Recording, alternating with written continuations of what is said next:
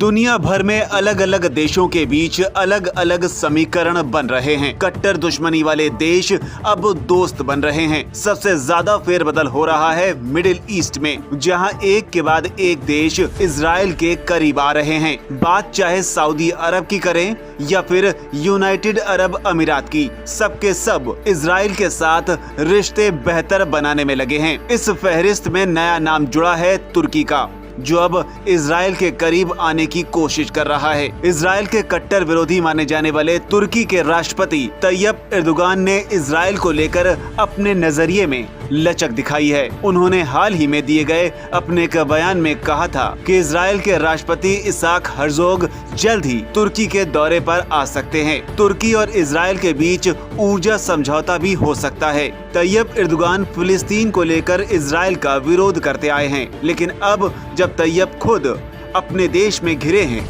तो वो इजराइल के साथ संबंध दुरुस्त करने पर जोर दे रहे हैं। तुर्की की राशि लीरा बुरी तरह से गिर गई है। तुर्की के आर्थिक हालात भी ठीक नहीं हैं। ऐसे में तुर्की एक गैस पाइपलाइन प्रोजेक्ट का हिस्सा बनना चाहता है, जिसमें इजराइल उसकी मदद कर सकता है। तुर्की और अमेरिका के बीच आए तनाव की वजह से भी तुर्की की आर्थिक स्थिति पर फर्क पड़ा है। करीब 13 साल बाद तुर्की और इजराइल के बड़े नेताओं ने एक दूसरे से बातचीत शुरू की है। केवल तुर्की ही नहीं, सऊदी अरब भी अपने संबंध इजराइल के साथ ठीक कर रहा है। सऊदी अरब नियोम नाम का एक शहर बनाने जा रहा है, जो बेहद आधुनिक होगा, और इस शहर को बनाने के लिए उसे नई तकनीक की जरूरत होगी। दुनिया भर के देश जानते हैं कि तकनीक के मामले में इजराइल का कोई मुकाबला नहीं है। सऊदी अरब भी ये बात समझता है, इस वजह से वो इजराइल के साथ रिश्ते सुधार रहा है। हाल ही में यूनाइटेड अरब अमीरात के अबू धाबी एयरपोर्ट पर